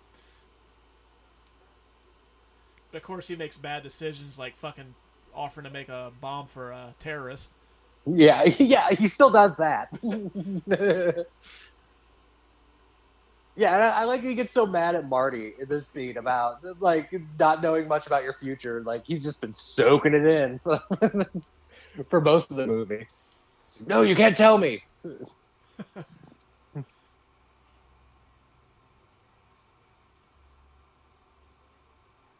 So, being that this came out before I was born. God, you make me feel so fucking old. Were terrorists just running rampant in the United States in the 80s? Well, terrorism. You had the United States was in conflicts with many countries across the pond. Most of your nations over in the Middle East, the Russians, still in the midst of the Cold War. Okay. Not like Jesus, today. Lucas, read a fucking history book. Sorry. Yeah, everybody hates us now, so. Oh, yeah. But we won't get into that. Oh, is this not a political podcast? No, we decided to make it. And we got to cut this out, too. Oh, Christ. Well, there goes half the fucking episode. All right, I guess I'll just start it over from scratch. Yeah. I should have sent you a list of guidelines. Started from the top. I love how every single high school dance, there's people out on the floor just, having a good time and dancing. That is not the experience I had. Never. There's nobody Like, awkwardly standing off to the side. Oh, there's one guy right there who's checking out either the lady or the dude. I couldn't tell there. oh, it could be either or, but it's probably a guy because he's super quiet. It's I can't let my true emotions out.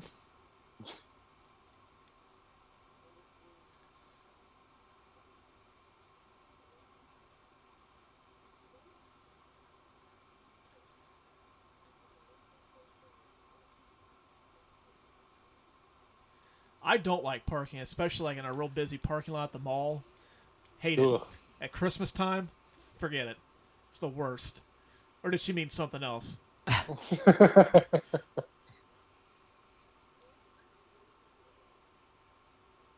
Girl, you're talking about parking and you're drinking. Girl, you nasty. For the longest time as a kid, I thought that was cough syrup. I was like, she got the purple drink. Lorraine is sipping on some scissor.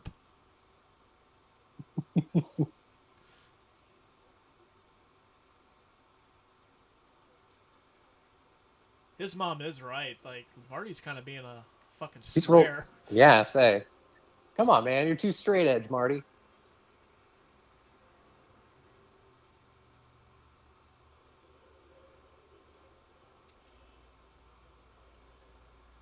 How long do we have to wait, Marvin?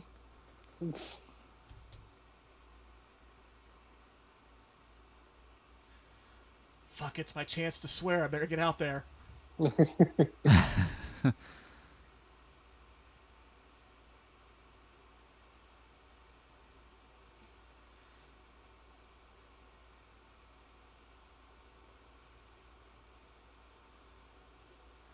Lorraine's really putting out that vibe there. Oh, yeah. It's like, hey, take a look at these. This is not 1955 status quo. Check it out.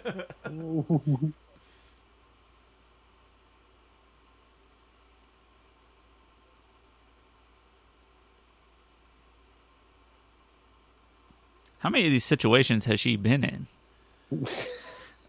No one knows how promiscuous Lorraine Baines McFly is in 1955. I think this is a pretty good indicator.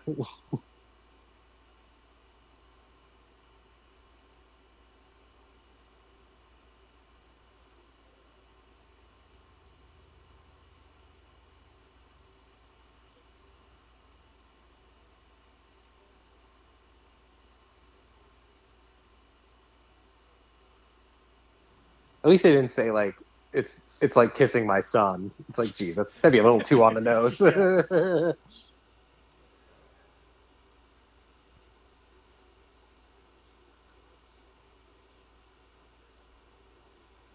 If this movie were made in 2020, this upcoming scene could easily be an episode of Discovery ID, one of the murder shows.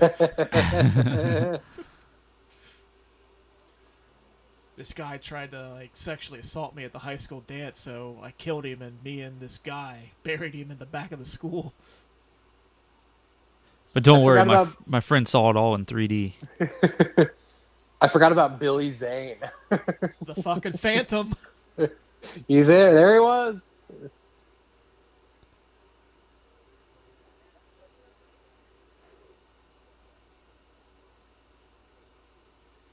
Ooh, that line doesn't age well. Oof. Kind of hurt my feelings. Yeah.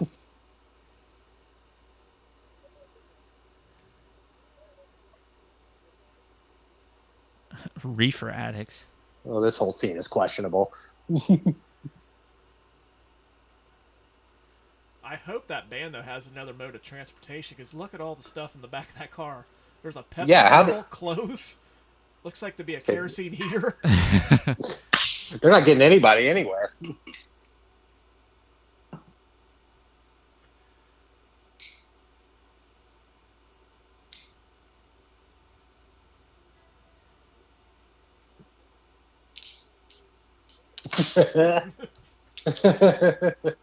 Oh, fuck.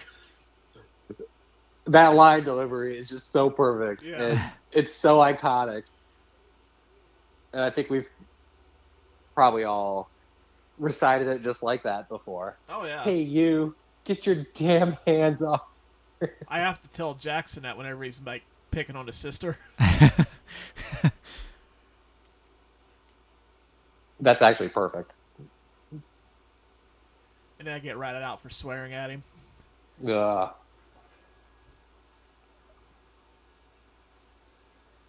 This does have the makings of a Discovery ID episode. Yeah, it does. It just gets a lot darker in those Discovery ID episodes. Yeah.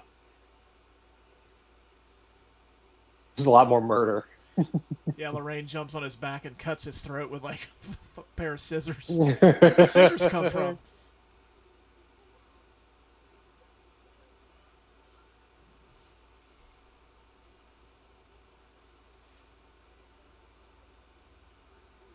And it was at this moment Biff knew he had fucked up.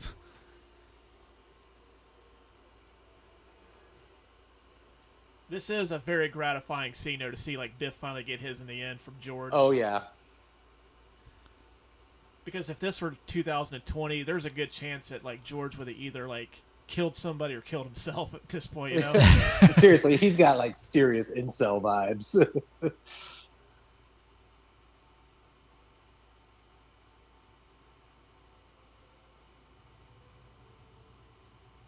Whenever I watch this original, it always occurs to me how good a job they did in Back to the Future 2, where I'm merging stuff that happens in the next one with this. It's like, oh yeah, that's actually in the second one.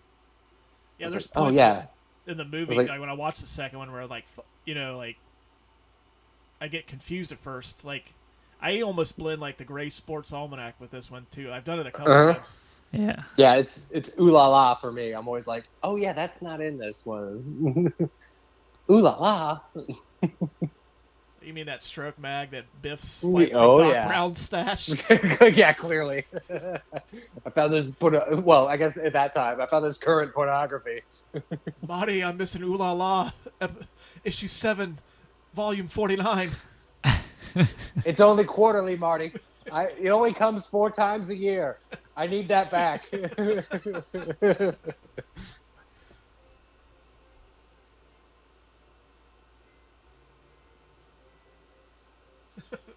was like, it could be worse. yeah, all right. It'd be like if I was to pick up a guitar, like, I know 1 or 2 chords.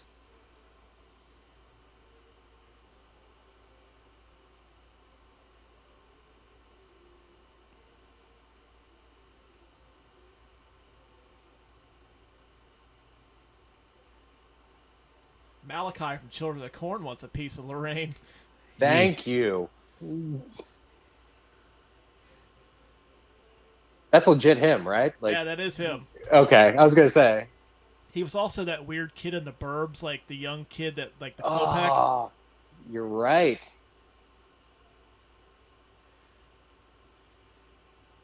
Oh, speaking of Children of the Corn, off topic, real quick. Russ, I don't know if you have Shudder. There's a 4.5-hour documentary about 80s horror movies on there. It's amazing. I do have Shudder. I haven't gotten around to it. I just finished that Cursed Movies series that they had. Oh, I gotta watch that yet. It's good. Yeah. Especially the one with the crow. Oh, I gotta watch that. Okay. George McFly, in like the span of 20 minutes, goes from being like a meek coward to a certifiable badass. He's fucking with Malachi of Children of the Corn. He's like Bruce Wayne at this point. He's Yeah, like just just like tossing people around. That's some kind of weird alternate universe that George McFly becomes Batman. I'm in. Let's do it. Crossover. Listen, DC, we got a terrific idea, but you got to get Universal involved.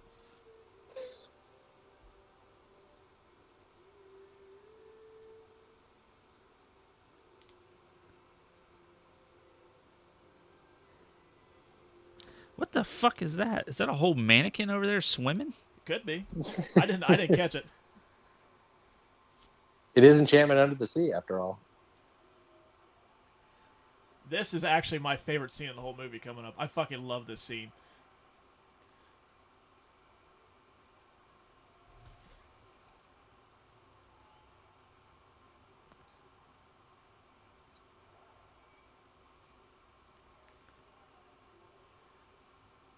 This is where Marty plays Guerrilla Radio by Rage Against the Machine.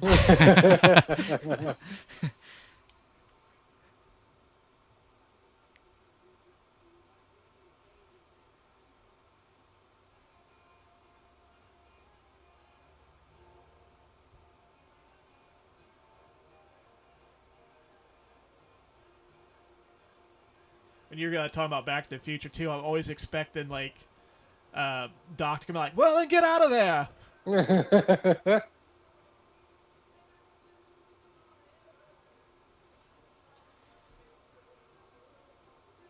You know, they were going to cut this scene from the movie, and then I guess they did a test screening, and, like, audiences loved it, so they kept it in.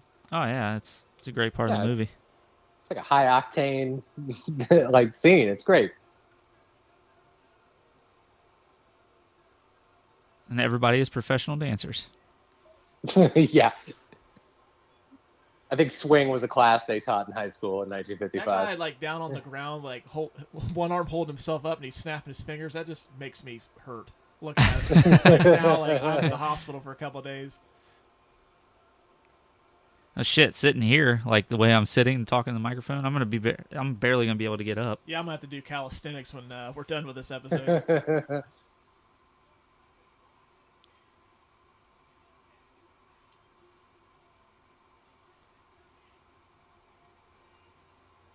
I love how he had to emphasize, like, his last name. Like, how many cousins Marvin do you have?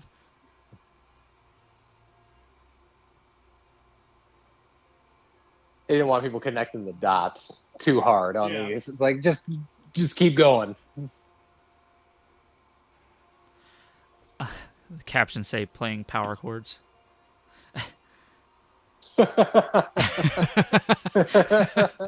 Ah, yes, power chords. I understand. I'll tell you who doesn't understand the band. What the hell is going on here?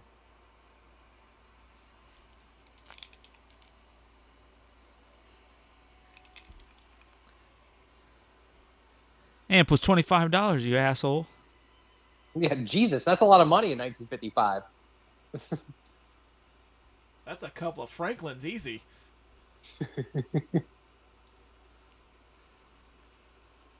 I'm just watching it now. Just wait for somebody to yell in the background, "Fucking Slayer!"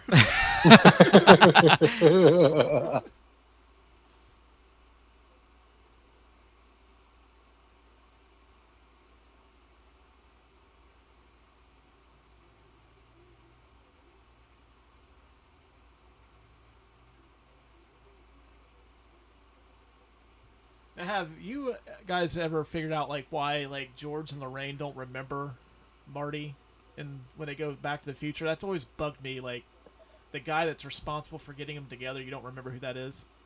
I always just kind of I'm always like, well, he was really only in their lives for like a second, so they probably think they remember what he looks like, and it's just kind of been muddled by time. Yeah, that's a good point. And then, like, you know, they named their kid after that guy. Yeah. Oh yeah, that's fucking weird. Yeah, that's a good point too. We're going to name him after a guy I almost fucked at the Enchantment of the Sea. But it was like kissing my brother, so Yeah. I decided no. Nothing happened, but for a week I wanted him so bad. He has his name on his underwear and everything.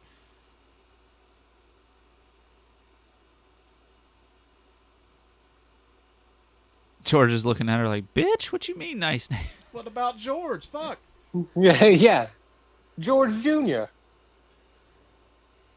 I think, like, we're closing in on the end. Like, these last 12 minutes are about as perfect as I've ever seen, like, for a finale in a movie.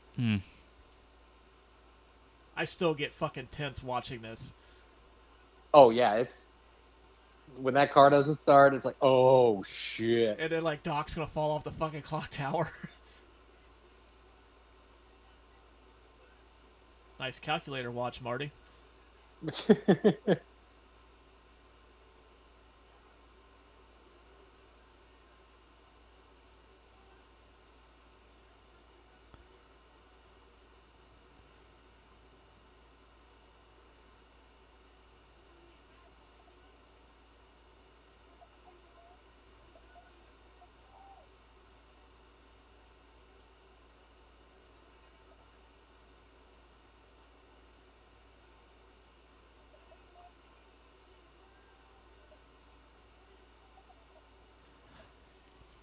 I tell you what, this meteorologist really sucks. This is a hell of a storm. Shit flying everywhere. Yeah, it's like a typhoon's getting ready to roll into Hill Valley. Right. We didn't see this one coming. Sorry, guys. That, or to recall to one of our earlier episodes, a Terminator's getting ready to land in 1955. Hey. It's my kind of time travel crossover. Make sure you guys check out that episode, by the way. Yep. It's in the archives. It's in the vault. When we ever release any of these. I was going to say, it's vaulted already. Damn, this is expensive. It's a smart marketing move.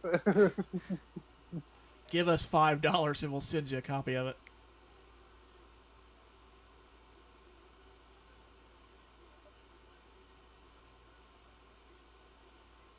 Did you guys watch the first Terminator or Terminator 2? We did Terminator 2, the better one. Nice.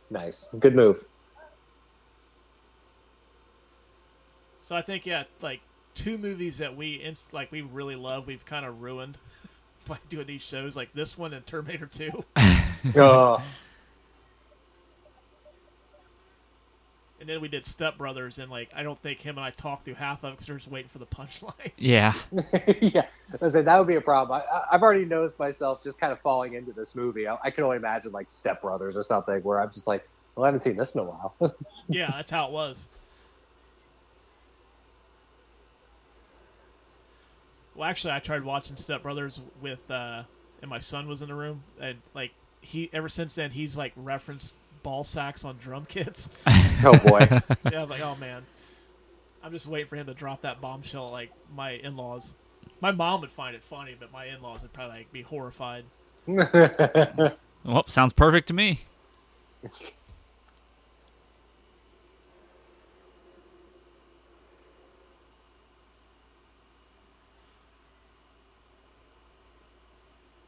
Little known fact about Doc Brown, Olympic sprinter. He's agile.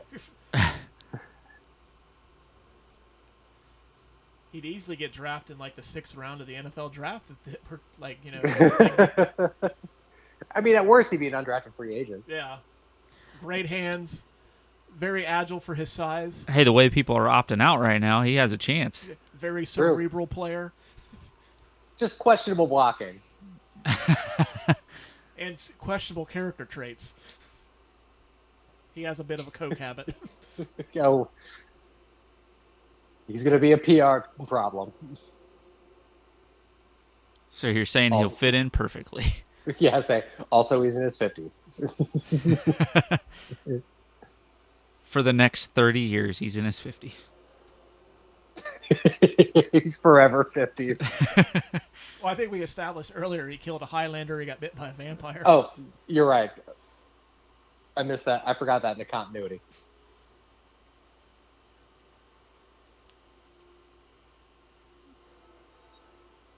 I'm actually surprised they could hear one another, because if that were like me yelling at him, I would just nod like, okay, I understand. I don't know what he's saying.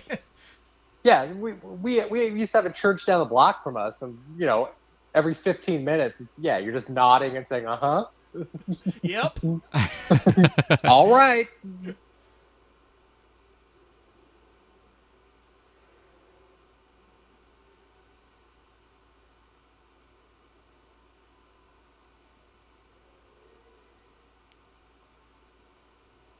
Fun fact, that was the gargoyle used in Batman.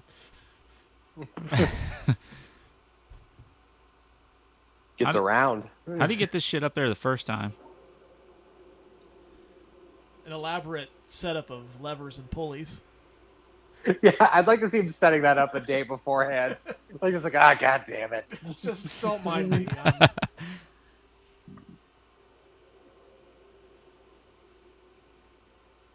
Explaining it to people. Like, no, there's going to be lightning. Ton of lightning. Trust me, it's going to be electric. I was going to say, that's a perfect setup for the drum set.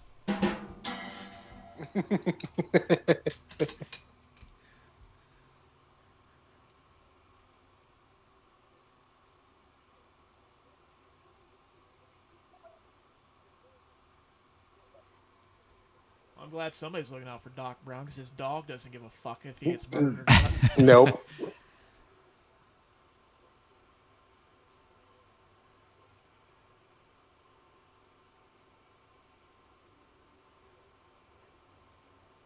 Yeah, I'm pretty sure if I was gone, as long as my dog could go about his business as usual when he wanted to, he wouldn't care.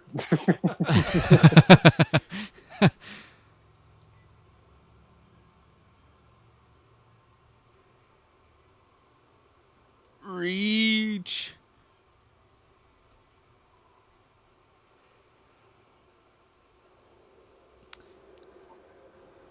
God damn, it's still Tense. yeah. Typical DeLorean won't fucking start. Well, if Doc would have gotten that part from AutoZone instead of the local fucking parts dealer, it probably would have worked okay. Because they have a money back guarantee.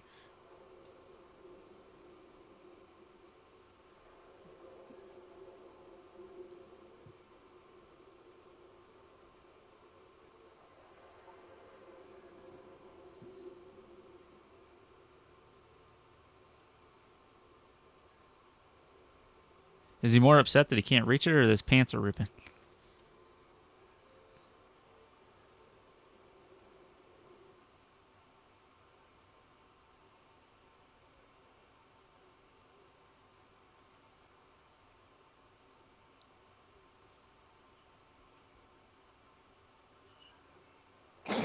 There you go, just headbutt it.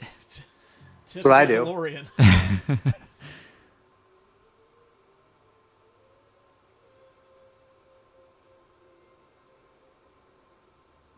This was a good suggestion for a movie, Russ. I fucking love this movie, man. It's easily in my top 5 all-time movies. It's really easy to talk about what's happening too. It's super. It's a super fun movie. Mm-hmm. Yeah.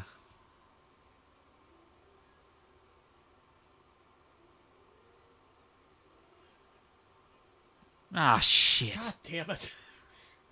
What else could go wrong?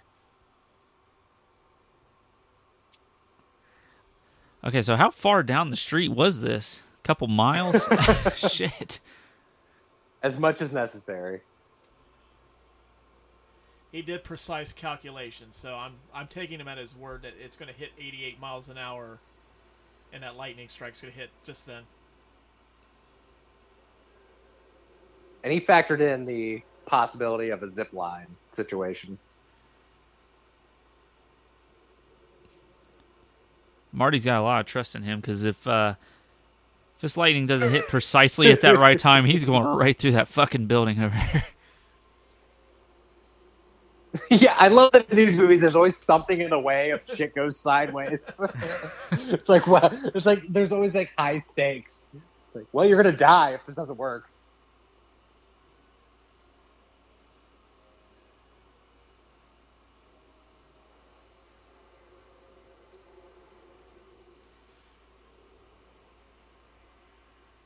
First time I seen this, I thought Doc Brown was dead when that lightning went through there, but Well, he would have been. He's a strong motherfucker.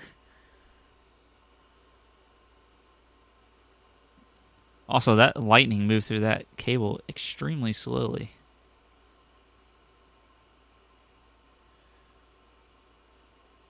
great. The lamp's on fire. We can host the Olympics.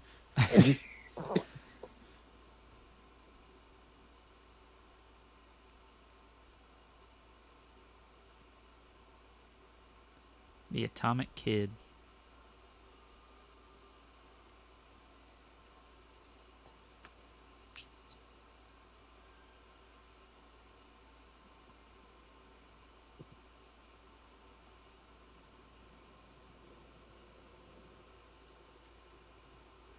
This is 1985 right now. Like, it's basically, that's Tommy Lee Jones and Joe Pantoliano. They're looking for Doc Brown right now.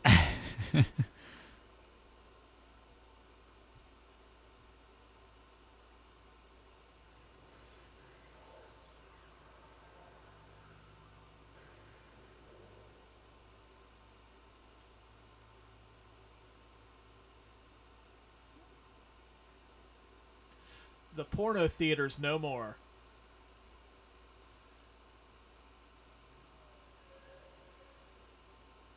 It pretty much happens to like every abandoned movie theater. I'll just turn it into a church.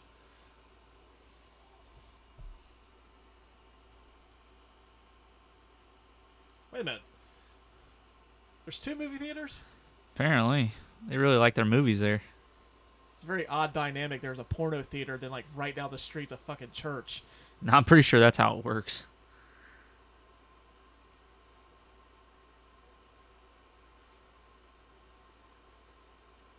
Well, the fucking thing's frozen. What do you expect? Hey man, can I get a ride to the mall?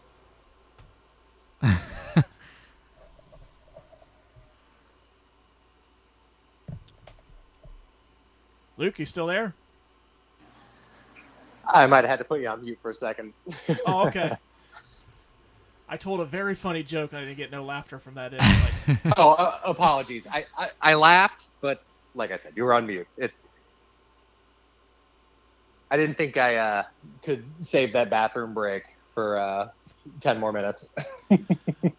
funny story. We did an episode, like one of the first ones we did. I had to pause it to go to the bathroom, and instead of hitting like pause again to resume it, I hit record, and I just wiped out like an hour's worth of fucking stuff, like material. I Oh recorded. Jesus! I was just like, "Fuck it, I'm not doing this anymore. I give up." Yeah,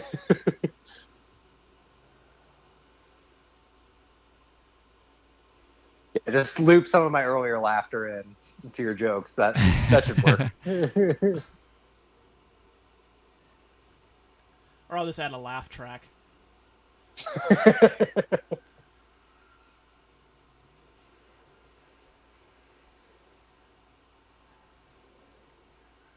Oh, shit!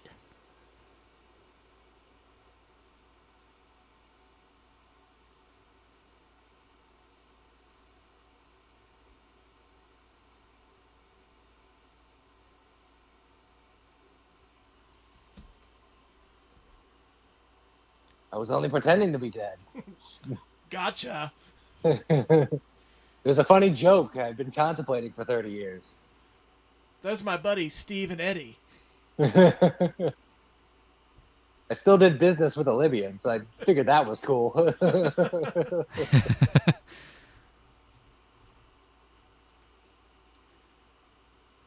Those slugs seriously look like the slugs from Terminator 2.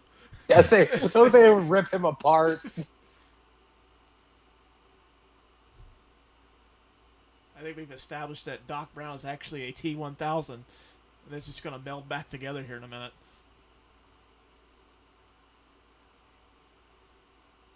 He used that time to become a Highlander and a robot from the future.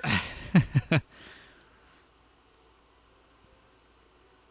been a long 30 years, Marty. I've had a lot to do with no friends.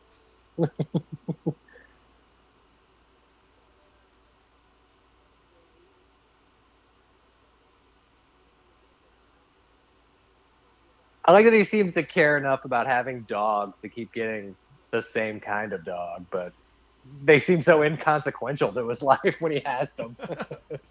Oh, they're just there. They're show dogs. That'll make me relatable, Marty. It appeals to the mom demographic. 70s moms love dogs. Love them.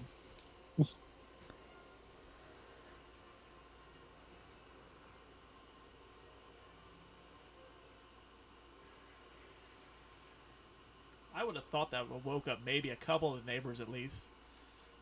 Damn kids out there. The fuck's going on out there? It's damn near 2 o'clock in the morning.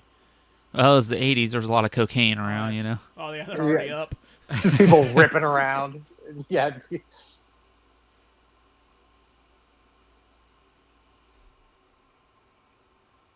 Who fucking sleeps like that? Yeah, like all his limbs are asleep right now. It's like Kurt Angle threw him in a chicken wing and he fucking like passed out on the bed.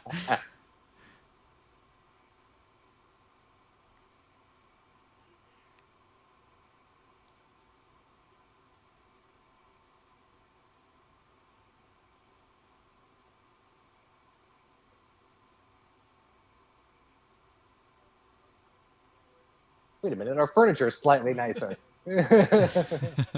And the walls look nice.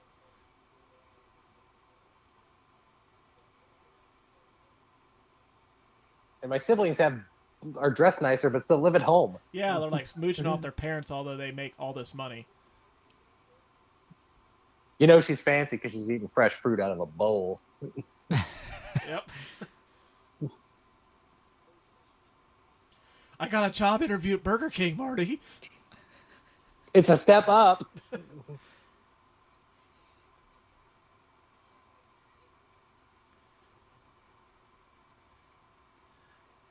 Man, they still did Leah Thompson dirty in this one. Yeah.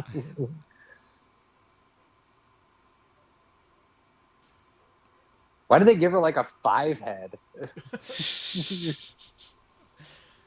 I like to know what George McFly is doing now. Like unless like the kids are supporting mom and dad. Isn't he like an author or something? Well, he if writes I his recall first correctly? book. His first book gets published, but like, what does he do beforehand? Oh, that's fair. I mean, like, unless like they paid him a shitload of money in advance. Like, okay, well, we can scrap that piece of shit car that Biff wrecks.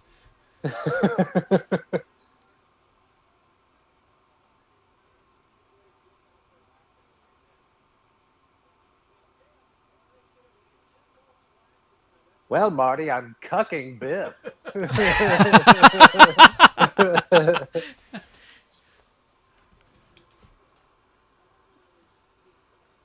I love how Thomas Wilson plays Biff like with a slight learning disability in this. Yeah. He seems very simple now. It's a very nuanced performance of Thomas Wilson.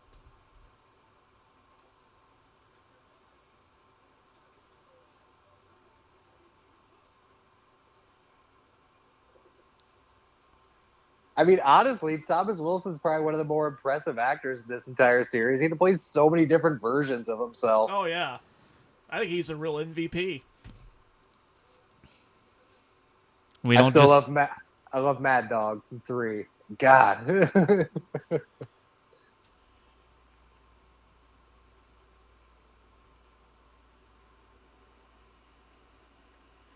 I think if I would have, like, beforehand, like, mom and dad had a shitty, what looked to be like a fucking Honda Civic. And then, like, when I get back to 1985, there's that bitchin' ass truck. Like, I probably would have fainted.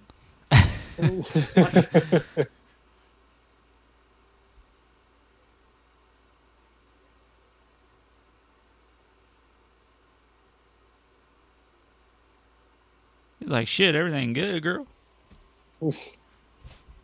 I guess this is one of the reasons why Crispin Glover didn't come back for the sequels, is because he didn't like the way that, like, once everything got, like, squared away, like how they made it materialistic, like McFly's were successful or something.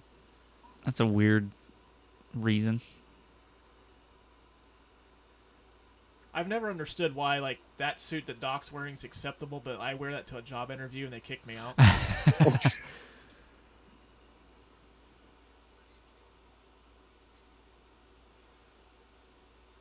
And am I the only one that thinks that Doc's going to chug that beer at first when he picks it up? It's been a rough day. I need a pick-me-up money. That actually would have been pretty great. No, that's for me. I don't care that it's been in a trash can for 2 days. And who throws away half a high life? I'm on a cocaine binge, Marty. I need something to bring me down. I'm thirsty.